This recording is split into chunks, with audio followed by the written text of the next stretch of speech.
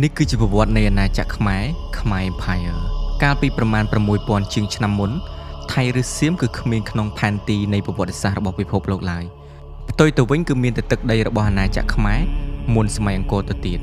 អញ្ចឹងនៅក្នុងវីដេអូនេះខ្ញុំនឹងនាំអារម្មណ៍បងប្អូនទាំងអស់គ្នាទៅស្គាល់អំពីប្រវត្តិនៃអាណាចក្រខ្មែរយើងថាតើមានភាពរុងរឿងយ៉ាងដូចម្ដេចហើយថាតើទឹកដីនេះធំធេងប៉ុណ្ណានៅក្នុងអំឡុងសតវត្សទី 9 នៅពេលដែលអឺរ៉ុបកំពុងឆ្លងកាត់នៅយុគខ្មៅងងឹតក្រោយការដួលរលំនៃចក្រភពរ៉ូមហើយចក្រភពអារ៉ាប់កំពុងស្គាល់តែភាពរុងរឿង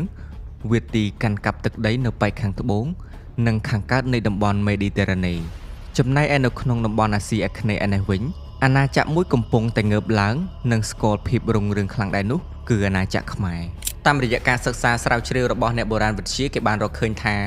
នៅត្រង់ទឹកដីនៃប្រទេសកម្ពុជាបច្ចុប្បន្នគឺធ្លាប់មានមនុស្សរស់នៅដើមដំបូងតាំងពីប្រមាណ 4200 ឆ្នាំមុននៃគ្រិស្តសករាជពលគឺប្រមាណជាជាង 6000 ឆ្នាំមុនសម័យកាលបច្ចុប្បន្នប្រជាជននៅតំបន់នេះបានចាប់ផ្ដើមងាកចេញពីការរស់នៅបែបពរេប្រវត្តិមកចាប់ប្រកបរបរកសិកម្ម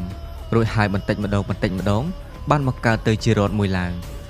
នៅអំឡុងសតវត្សទី 1 នៃគ្រិស្តសករាជគឺនគរគោកធ្លកឬនគរភ្នំ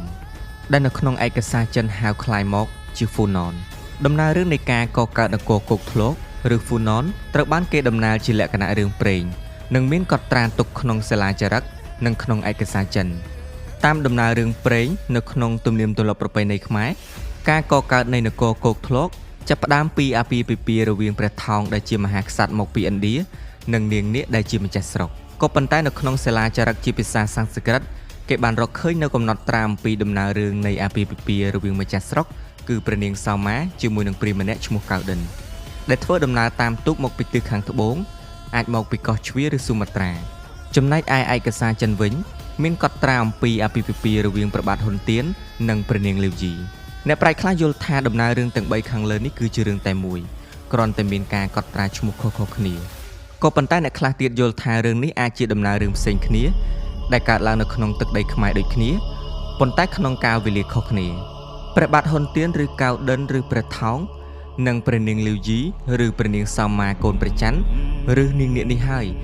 ដែលជាអ្នកបានកសាងឡើងនៅសន្តតិវង្សឬរាជវង្សខ្មែរដំបូងគេហើយក៏បាននាំមកនូវទំនៀមទម្លាប់សាសនាក៏ដូចជាគំនិតដឹកនាំតាមបែបប្រជាធិបតេយ្យមកបញ្ចូលគ្នាជាមួយសង្គមខ្មែរដែលមានរួចស្រេចទៅហើយក៏បានធ្វើឲ្យអាណាចក្រខ្មែរនាសម័យកាលនោះមានភាពរីកចម្រើនយ៉ាងខ្លាំងម៉ាសសាយសមុទ្រម៉ៃអ៊ីផ្សំចេញពីសារាយសមុទ្រស្រស់ៗពីរប្រភេទនៅក្នុងប្រទេសកូរ៉េបូករួមជាមួយនឹង collagen ដល់ទៅ5ប្រភេទមិនតែប៉ុណ្ណោះបូកជាមួយនឹងវីតាមីនជាច្រើនមុខជួយទៅដល់អ្នកដែលកំពុងខូចស្បែកមុខដូចជាជាំអាច